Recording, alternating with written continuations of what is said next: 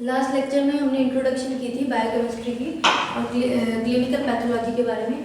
अब जो हमारा today we will discuss about the chapter second of biochemistry and clinical pathology, जिसमें हम प्रोटीन्स के बारे में पढ़ेंगे। इसमें जो हम टॉपिक्स कवर करेंगे वो टॉपिक है, इसमें सबसे पहले ब्रीफ केमिस्ट्री पढ़ेंगे प्रोटीन के बारे में और प्रोटीन का क्या रोल होता है, क्या फंक्शंस परफॉर्म करता है प्रोटीन, उसके रिगार्डिंग पढ़ेंगे इस चैप्टर में। और हम पढ़ेंगे पॉलीपेप्टाइड्स क्या होते हैं, अमीनो एसिड्स क्या होते हैं और इनकी प्रोटीन्स की, अमीनो एसिड्स की, इनकी सबकी क्लासिफिकेशन पढ़ेंगे, कितनी कैटेगरी में इनको कैटेगराइज किया गया है, इनके क्वालिटेटिव टेस्ट कौन कौन से क्वालिटेटिव टेस्ट किए जाते हैं इसको डिटेक्ट करने के लिए, और कौन से बायोलॉजिकल वैल्यू क्या है, इसका यूज़ क्या है हमारे, और इसमें डेफिशिएंसी डिजीज, इसकी प्रोटीन की कमी के कारण, डेफिशिएंसी के कारण कौन कौन सी डिजीज हो जाती हैं, वो सब हम इस चैप्टर में, ये टॉपिक्स हैं, ये कवर करेंगे। अब आपका जो टॉपिक है ये है प्रोटीन्स।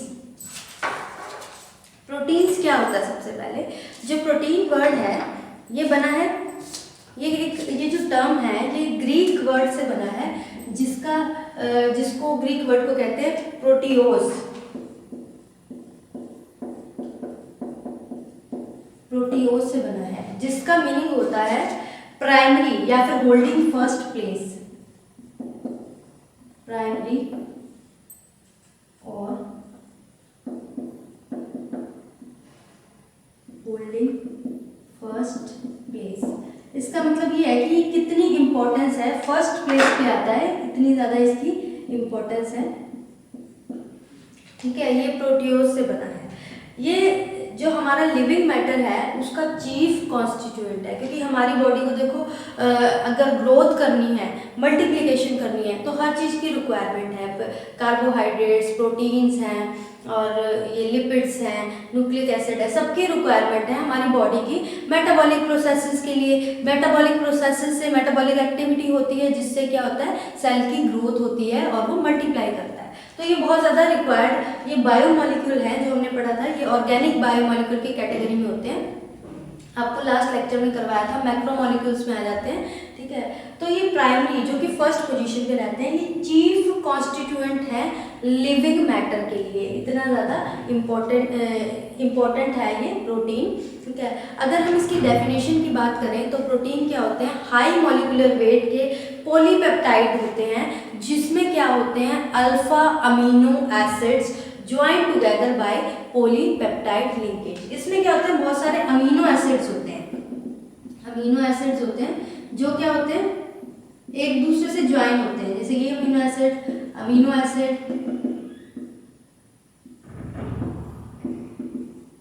अमीनो एसिड, इस तरह से बहुत सारे अमीनो एसिड है जो एक दूसरे से ज्वाइन होते हैं। और ये जो ज्वाइन होते हैं ये अल्फा अमीनो एसिड्स होते हैं मोस्टली, ये एक दूसरे से ज्वाइन होते हैं, किससे, पॉलीपेप्टाइड लिंकेज से। पेप्टाइड बॉन्ड होता है इसमें, पेप्टाइड लिंकेज। ठीक है, इन सब के बीच में पेप्टाइड लिंकेज होती है और इस तरह से एक चेन लाइक स्ट्रक्चर बन जाता है। तो ये मिलकर क्या बनाता है, बहुत सारे अमीनो एसिड्स हैं, ये मिलकर जो कि पॉलीपेप्टाइड लिंकेज से ज्वाइन होता है एक दूसरे से, ये क्या बनाते हैं, प्रोटीन्स बनाते हैं। ठीक है, लिंकेज इसमें होती है पॉलीपेप्टाइड, NH और C, ये इसकी लिंकेज होती है। ठीक है, अगर हम इसकी कंपोजिशन की बात करें, ये किसका बना हुआ होता है, ठीक है, एक तो ये इसमें जो मेजर जो इसमें एलिमेंट्स होते हैं वो होते हैं कार्बन, हाइड्रोजन, कार्बन होता है, हाइड्रोजन होता है, नाइट्रोजन होता है, ऑक्सीजन एंड सल्फर, कभी कभार फॉस्फोरस भी होता है। ठीक है, ये इसके क्या होते हैं, चीफ एलिमेंट होते हैं, मेजर एलिमेंट होते हैं। ठीक है, अब जो प्रॉपर्टीज होती हैं किसकी, प्रोटीन्स की और उसके बिहेवियर की, वो किसके ऊपर डिपेंड करती हैं, अमीनो एसिड के ऊपर डिपेंड करती हैं। क्यों करती हैं अमीनो एसिड के ऊपर, क्योंकि ये किसके साथ मिलकर बना है, बहुत सारे अमीनो एसिड एक चेन बना रहे हैं। ठीक है, किस लिंकेज के साथ, पेप्टाइड लिंकेज के साथ, पॉलीपेप्टाइड लिंकेज के साथ। ठीक है। तो अगर कंपोजिशन की बात करें तो ये इसमें क्या था, ऑर्गेनिक मॉलिक्यूल होता है और इसमें carbon, nitrogen, hydrogen, oxygen, sulphur और कभी कभी फॉस्फोरस भी प्रेजेंट होता है इसके अंदर। ठीक है। और जो इसकी बिहेवियर होती है, जो प्रॉपर्टीज होती हैं, वो किस पे डिपेंड करती है, अमीनो एसिड के ऊपर डिपेंड करती है। भी इसमें कितने अमीनो एसिड है, वो किस तरह का बिहेवियर शो कर रहा है, उसके ऊपर ये डिपेंड करती है। ठीक है। उसके बाद अगर हम बात करें इसकी प्रॉपर्टीज की, ये तो हो गई इसकी definition.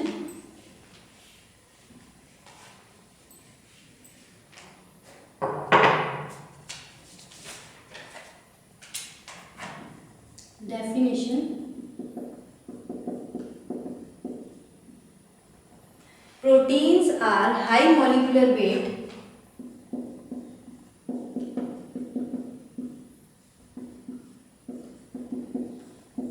high molecular weight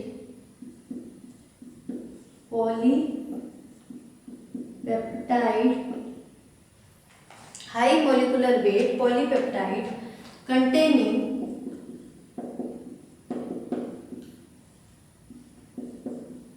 alpha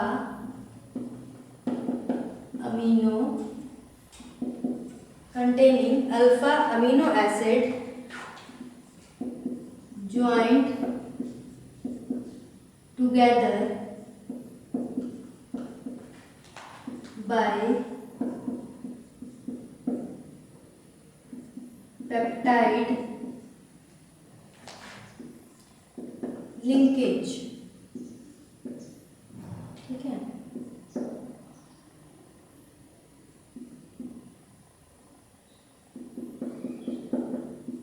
ठीक है, ये लिंकेज होती है जिससे ये ज्वाइन हो गया। ये होगी इसकी डेफिनेशन। उसके बाद बात करते हैं प्रोटीन की प्रॉपर्टीज पे। अब हमने बात की है प्रॉपर्टीज ऑफ प्रोटीन्स। ठीक है। हम कह रहे हैं जो प्रॉपर्टीज है, क्योंकि हमने अभी पढ़ा है कि जो प्रोटीन है बहुत सारे अमीनो एसिड को ज्वाइन करके, और वो ज्वाइनिंग किसके साथ हो रही है, पॉलीपेप्टाइड बॉन्ड के साथ, यानी पॉलीपेप्टाइड लिंकेज के साथ ज्वाइन हो रही है। तो उसकी प्रॉपर्टीज किसके ऊपर डिपेंड करती है, अमीनो एसिड से जुड़ के बना है, तो अमीनो एसिड का जैसा बिहेवियर होगा, जैसा नेचर होगा, उसी तरह की प्रॉपर्टी ही ये प्रोटीन शो करेगा। जैसे अगर हम प्रॉपर्टी की बात करें, प्रोटीन की क्या प्रॉपर्टीज होती है जनरली। जो प्रोटीन होता है ये सॉल्यूबल होता है, सॉल्यूबल इन वाटर में, एसिड में एंड इन अल्कली में, अल्कलीज में। ठीक है, प्रोटीन इसमें सॉल्यूबल होता है। उसके बाद नेक्स्ट हम बात करें, नेक्स्ट प्रॉपर्टीज की क्या होती है, ये हैवी मेटल्स होते हैं ना, उसके साथ उनके साल्ट के साथ प्रेसिपिटेट बनाता है। ठीक है, प्रेसिपिटेशन बाय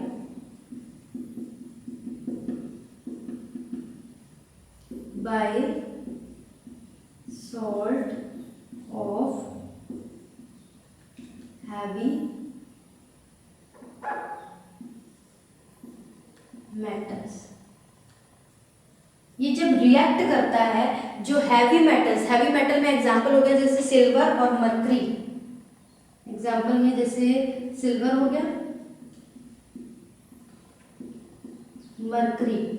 ठीक है, ये जब हैवी मेटल के सॉल्ट के साथ रिएक्ट करता है, रिएक्शन के बाद ये क्या करता है, प्रेसिपिटेशन शो करता है, प्रेसिपिटेट्स बनाता है। ठीक है, और कुछ अल्कलॉइडल रिएजेंट्स होते हैं, ठीक है, उनके साथ भी प्रेसिपिटेशन शो करता है।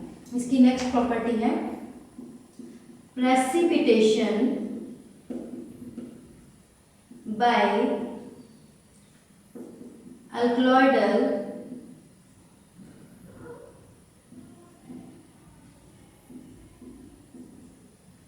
अल्कलॉइड्स होते हैं ना, अल्कलॉइडल रिएजेंट्स होते हैं, उनके साथ भी प्रेसिपिटेशन शो करता है।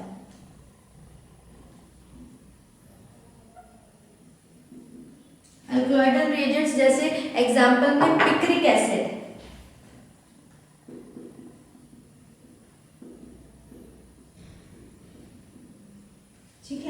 तो ये इसके साथ रिएक्ट करके क्या करता है, प्रेसिपिटेट की फॉर्मेशन करता है अल्कलॉइडल रिएजेंट्स के साथ, जैसे एग्जांपल में पिक्रिक एसिड।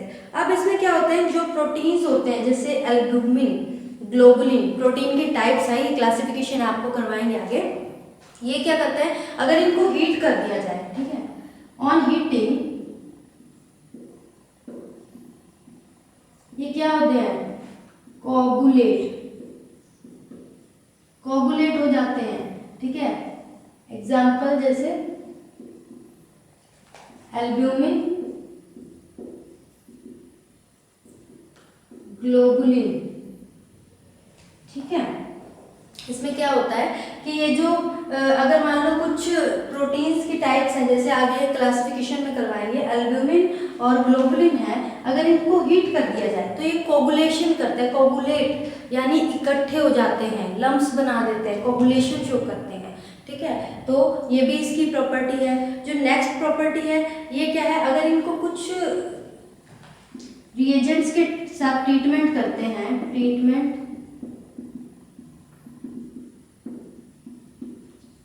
जो कि कलर रिएजेंट्स होते हैं उनके साथ ट्रीटमेंट करते हैं, तो ये क्या देते हैं, कलर रिएक्शन। कलर रिएजेंट के साथ ट्रीट किया तो ये कलर रिएक्शन भी शो करते हैं। कोई रिएक्टेंट ही ऐसा है जो कलर्ड है, ठीक है, तो उसके साथ क्या करते हैं, ये कलर रिएक्शन शो करते हैं। ये इसकी कुछ प्रॉपर्टीज कह सकते हैं, प्रॉपर्टीज हैं, आपको बता दिया कि ये सॉल्युबल किसके अंदर, वाटर के अंदर, एसिड और अल्कलीज में सॉल्युबल होता है, ठीक है। प्रेसिपिटेशन शो करता है, एक प्रॉपर्टी है इसकी, प्रेसिपिटेट्स बनाता है। किसके साथ प्रेसिपिटेट बनाता है, जो हैवी मेटल के सॉल्ट्स होते हैं जैसे सिल्वर और मर्करी, उसके साथ प्रेसिपिटेशन करता है। अल्कलॉइडल रिएजेंट्स के साथ भी रिएक्ट करने पर ये क्या करता है, प्रेसिपिटेट बनाता है, जैसे पिक्रिक एसिड हो गया, ठीक है। अगर मान लो इसको हीटिंग कर देते हैं, हीट कर देते हैं, तो ये क्या होता है, जैसे एल्ब्यूमिन और ग्लोबुलिन हीट के बाद कोगुलेट इकट्ठे हो जाते हैं, ठीक है। उसके बाद क्या होता है, ये अगर किसी कलर रिएजेंट के साथ इसकी ट्रीटमेंट करते हैं तो ये कलर रिएक्शन ही शो करता है। उसके बाद बात करें अगर इसकी, ये तो होगी प्रॉपर्टीज। अब हम बात करें इसके फंक्शंस की।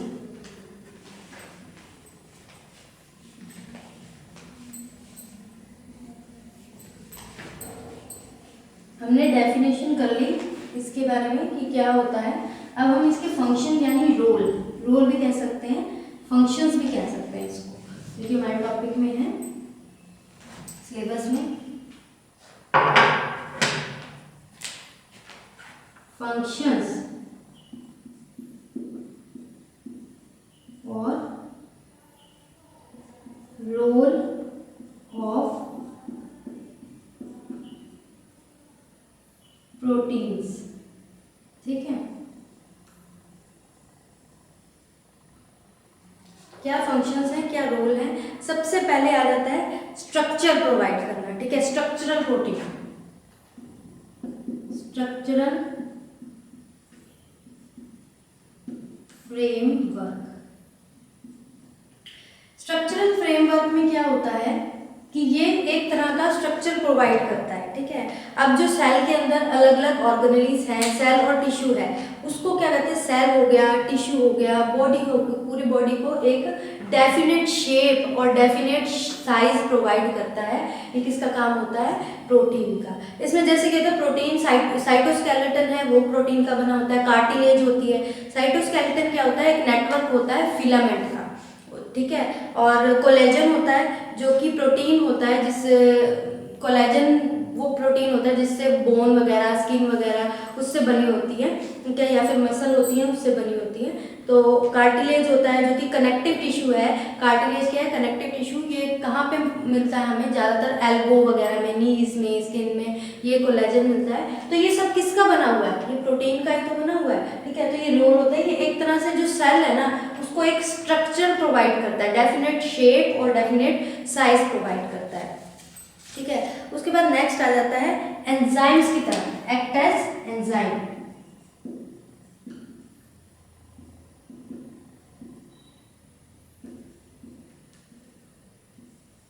ठीक है। ये क्या क्या करता है, एंजाइम की तरह एक्ट करता है। और एंजाइम का क्या काम होता है, एंजाइम जो भी हमारी बॉडी के अंदर जितनी भी मेटाबॉलिक प्रोसेस चल रही है, ठीक है, उसको क्या करता है, जो भी केमिकल बायोकेमिकल रिएक्शन है उनको कैटालाइज कर देता है, उसको बढ़ा देता है, ठीक है, कोई चीज इनिशिएट कर देता है उन मेटाबॉलिक रिएक्शन को। अलग अलग तरह की रिएक्शन होती हैं, कोई स्लो रेट पे अगर मान लो रिएक्शन हो रही है तो एंजाइम का क्या काम होता है, उसका जो प्रोसेस है उसको एनहांस कर देता है, वो बढ़ा देता है, वो जल्दी प्रोसेस होती है, तो यानी कैटालाइज करता है। ये एंजाइम क्या होता है, जो प्रोटीन है वो एंजाइम की तरह भी एक्ट करते हैं। जितने भी एंजाइम हैं वो क्या है, प्रोटीन ही हैं। All enzymes are protein. तो ये किसकी तरह एक्ट करता है, एंजाइम की तरह एक्ट करता है। उसके बाद क्या है, एंजाइम की तरह एक्ट करता है और बायोकेमिकल चेंजेस के अंदर, बायोकेमिकल रिएक्शन के अंदर कैटालिसिस का काम करता है, उसको कैटालाइज करता है। उसके बाद नेक्स्ट है कि ट्रांसपोर्ट की तरह एक्ट करता है। ट्रांसपोर्टेशन।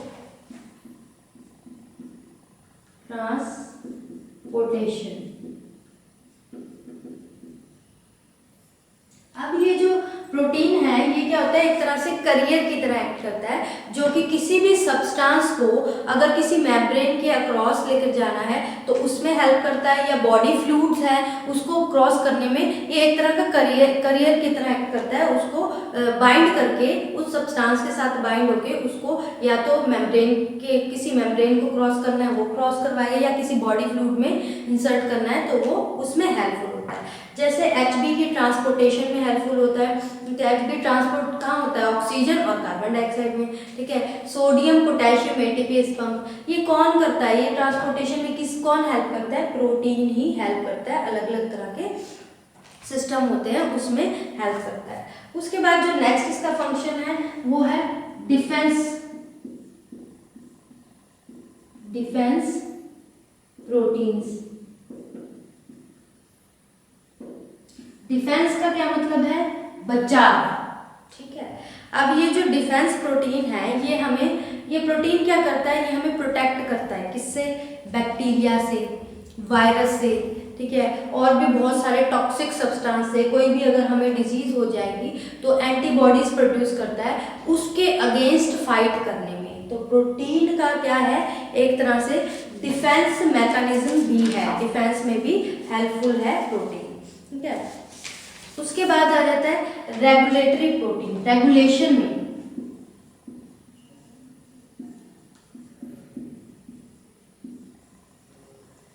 जो प्रोटीन रेगुलेशन में हेल्प करते हैं उनको कहते हैं रेगुलेटरी प्रोटीन, ठीक है। अब ये किस तरह से रेगुलेशन में हेल्प करते हैं, इसमें बहुत सारी इस तरह के फिनोमिना है। जैसे हीमोस्टाल्सिस एक फिनोमिना है। हीमोस्टाल्सिस में क्या होता है, हीमोस्टाल्सिस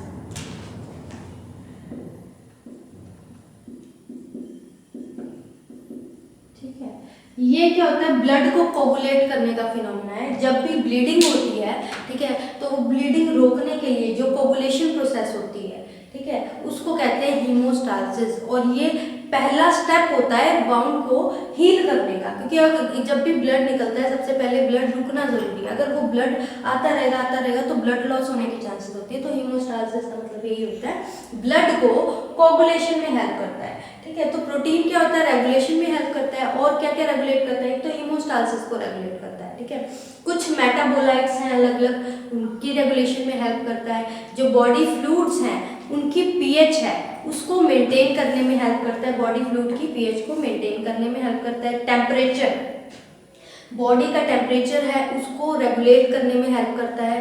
कुछ इलेक्ट्रोलाइट्स हैं उनको रेगुलेट करने में हेल्प करता है। तो इसका रेगुलेटरी फंक्शन भी है, हम कह सकते हैं, ठीक है। हार्मोन्स हैं उसको रेगुलेट करने में हेल्प करता है। तो ये रेगुलेशन में बहुत यूजफुल है प्रोटीन। रेगुलेशन करने के लिए जो प्रोटीन यूज होता है उसको रेगुलेटरी प्रोटीन कहते हैं। अलग अलग प्रोटीन है, इसके हम क्लासिफिकेशन करेंगे, उसमें इनके फंक्शंस पढ़ेंगे भी, किसका क्या फंक्शन है, कौन डिफेंस प्रोटीन की तरह एक्ट करता है, कौन रेगुलेशन की तरह एक्ट करता है, या कौन ट्रांसपोर्टेशन में हेल्प करता है, कौन एंजाइम की तरह एक्ट करता है। उसमें सब हम डिटेल में पढ़ेंगे। ये हम जनरल डिस्कस कर रहे हैं कि जनरल फंक्शन क्या है इसके, ठीक है। अलग अलग तरह की मेटाबोलाइट्स को रेगुलेट करता है, इलेक्ट्रोलाइट्स को रेगुलेट करता है, जो पीएच है बॉडी फ्लूइड्स की उसको रेगुलेट करने में हेल्प करता है, ठीक है। हार्मोन्स हैं अलग अलग हमारे बॉडी में, अलग अलग फंक्शन परफॉर्म करते हैं, उसकी रेगुलेशन में हेल्प करता है। कुछ ये हीमोस्टासिस प्रोसेस की रेगुलेशन में भी हेल्प करता है। उसके बाद आ जाता है मसल प्रोटीन।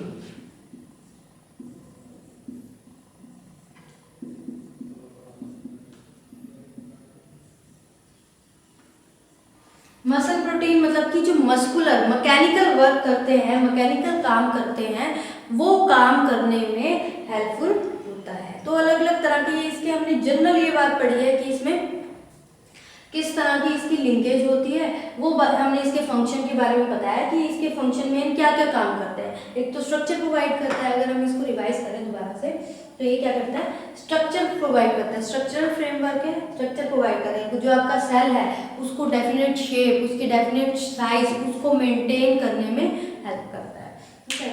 और क्या है नेक्स्ट हमने जो पढ़ा था वो है एंजाइम्स की तरह एक्ट करता है। इसमें क्या होता है, एंजाइम्स होते हैं, जितने भी एंजाइम्स हैं वो सब क्या है, प्रोटीन है, ठीक है। और एंजाइम किसमें हेल्प करते हैं, जितनी हमारी सेल के अंदर जो मेटाबॉलिक प्रोसेस हो रही है, केमिकल रिएक्शन जिसको हम बॉडी में हो रही है, लिविंग सेल के अंदर हो रही है, तो उसको बायोकेमिकल रिएक्शन कहता है। उन बायोकेमिकल चेंजेस के लिए कौन रिस्पॉन्सिबल है, एंजाइम्स, जो भी बायोकेमिकल चेंजेस हो रहे हैं।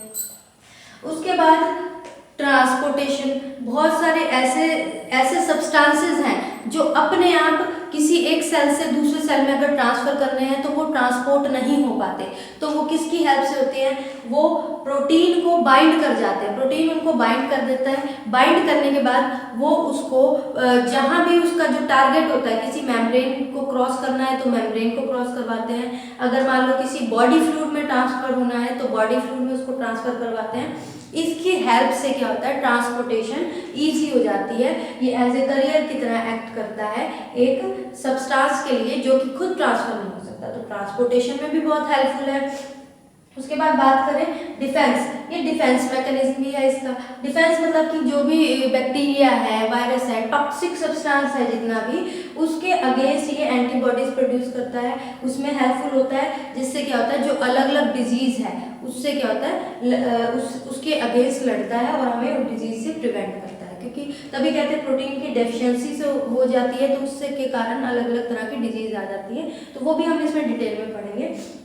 उसके बाद इसका रेगुलेटरी मैकेनिज्म भी होता है, इसलिए इसको रेगुलेटरी प्रोटीन्स भी कहते हैं, रेगुलेशन में हेल्प करता है, अलग अलग तरह की चीज़ों को रेगुलेट करता है, जैसे ब्लड शुगर लेवल को, ठीक है, और इलेक्ट्रोलाइट्स को, मेटाबोलाइट्स है हमारे बॉडी में बहुत सारे, उनको रेगुलेट करके रखता है, ठीक है। बॉडी का टेम्परेचर है उसकी रेगुलेशन में हेल्प करता है। तो ये बहुत ज़्यादा ये रेगुलेशन में बहुत इंपॉर्टेंट, बहुत वाइटल रोल प्ले करता है। उसके बाद मस्कुलर प्रोटीन, मस्कुलर प्रोटीन होता है जो कि मैकेनिकल वर्क, जिसमें मसल का रिलेशन होता है, मस्कुलर काम करना पड़ता है, फिजिकली काम करना पड़ता है, कोई चीज़ उठानी है, कोई वेट उठाना है, ठीक है, कुछ भी वो मसल प्रोटीन होते हैं। तो ये अलग अलग तरह के इसके फंक्शंस बताए आपको, ठीक है। और जो अलग अलग प्रोटीन्स होते हैं इसमें एग्जांपल जैसे अल्बुमिन होता है, ग्लोबुलिन होते हैं, ठीक है, न्यूक्लियर प्रोटीन हो गया, ठीक है, लाइपोप्रोटीन हो गया, ये इसके एग्जांपल्स हैं प्रोटीन के। और आपको ये भी पता था इसमें क्या होता है, अल्फा अमीनो एसिड होता है, इसमें जो प्रोटीन्स होता है वो 20 अल्फा अमीनो एसिड के बना होता है, ठीक है। कुछ किससे ज्वाइन होते हैं, ये पॉलीपेप्टाइड लिंकेज से। पॉलीपेप्टाइड लिंकेज मीन्स इसकी लिंकेज होती है C, एक कार्बन, डबल बॉन्ड N, ठीक है, ये लिंकेज होती है, इसको पॉलीपेप्टाइड लिंकेज होती है। तो इसकी प्रॉपर्टीज इसके ऊपर ही डिपेंड करती है, ठीक है। डेफिनेशन करवा दी है हमने ब्रीफ केमिस्ट्री की प्रोटीन की, हमारा ये टॉपिक कंप्लीट हो गया कि हमने इसके बारे में थोड़ा पढ़ा और इसके रोल यानी इसके फंक्शन और रोल एक ही बात है, इसके रिगार्डिंग पढ़ा और इसकी प्रॉपर्टी के रिगार्डिंग पढ़ा। नेक्स्ट आ जाता है इसकी क्लासिफिकेशन, ठीक है, इसको कितनी कैटेगरी में क्लासीफाई किया गया है अगर हम बात करें तो। वैसे ये जो क्लासिफिकेशन है ये अलग अलग बेसिस पे की गई है, इसकी कंपोजिशन के बेसिस पे और सॉल्युबिलिटी के बेसिस पे।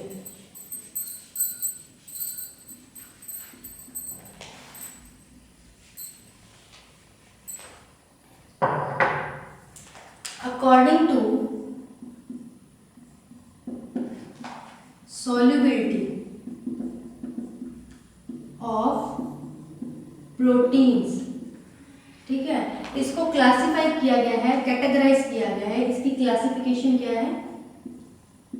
क्लासिफिकेशन, ठीक है।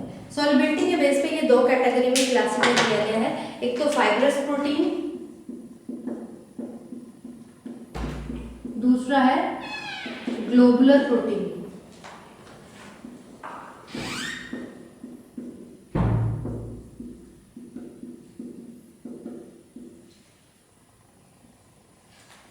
ठीक है, फाइब्रस और ग्लोबुलर प्रोटीन होता है। जो फाइब्रस प्रोटीन होता है, ठीक है, ये लॉन्ग चेन होती है, किसकी? प्रोटीन की, और ये फाइबर्स का बना हुआ होता है। और इसके अंदर जो बॉन्ड होता है वो इंट्रामोलिकुलर हाइड्रोजन बॉन्ड होता है, प्रेजेंट होता है इसके अंदर। ये जनरली क्या होते हैं? इनसॉल्युबल होते हैं। प्रोटीन इन सिल्क, वूल, ठीक है, ये इनसॉल्युबल होते हैं उन सॉल्वेंट्स के अंदर। ठीक है, जैसे कुछ सॉल्वेंट्स में इनसॉल्युबल होते हैं और कुछ सॉल्वेंट्स के अंदर जैसे कंसंट्रेटेड एसिड, अल्कली, उनमें सॉल्युबलाइज होते हैं। ठीक है, और ये कौन कौन से फाइब्रस प्रोटीन होते हैं? ये पाए जाते हैं जैसे proteins of silk, wool, hair, connective tissue, bone, इन सब में ये आप इनको फाउंड कर सकते हैं, फाइब्रस प्रोटीन को। ग्लोबुलर प्रोटीन क्या है? ये हाईली ब्रांच होते हैं, ये लीनियर चेन होती है, ये हाईली ब्रांच चेन होती है, पॉलीपेप्टाइड लिंकेज के साथ लिंक करते हैं ये। ठीक है, ये वाटर के अंदर सॉल्युबल होता है और डाइल्यूट एसिड में भी सॉल्युबल होता है। ठीक है, ये किसमें? इसमें ग्लोबुलर प्रोटीन में क्या आते हैं? ये मोस्टली एंजाइम्स आ जाते हैं, ऑक्सीजन कैरिंग प्रोटीन्स आ जाते हैं। ठीक है, ये तो था किसके बेस पे? सॉल्युबिलिटी के बेस पे। उसके बाद कंपोजिशन और या फिर कम्प्लेक्सिटी के बेस पे ये तीन तरह के होते हैं। ये जो नेक्स्ट क्लासिफिकेशन है ये हम नेक्स्ट लेक्चर में कवर करेंगे। ये क्लासिफिकेशन थी सॉल्युबिलिटी के बेस पे, एक तो फाइब्रस हो गया और ग्लोबुलर। ये क्या होता है? फाइब्रस होते हैं, ये ब्रांच, ये लीनियर होते हैं, ये ब्रांच्ड होते हैं। ठीक है, और इसकी सॉल्युबिलिटी बता रखी है अलग अलग कि किस किस में वो डाइल्यूट एसिड्स और वाटर में सॉल्युबल होते हैं, कि कुछ सॉल्वेंट में इनसॉल्युबल होते हैं, और कंसंट्रेटेड जो एसिड अल्कली होते हैं उसमें सॉल्युबलाइज होते हैं। ये कहाँ पे? बोन, कनेक्टिव टिश्यू, सिल्क में, ठीक है, वूल में, स्किन में, ये सब वहाँ पे आप इसको फाउंड कर सकते हैं। ठीक है, और वो एंजाइम्स में ऑक्सीजन कैरिंग प्रोटीन्स होते हैं और क्या होते हैं? हार्मोन्स होते हैं। इस लेक्चर में इतना ही। जो नेक्स्ट लेक्चर है उसके अंदर हम इसकी जो कंपोजिशन के बेस पे ये कितने टाइप्स के होते हैं उसको डिटेल में स्टडी करेंगे।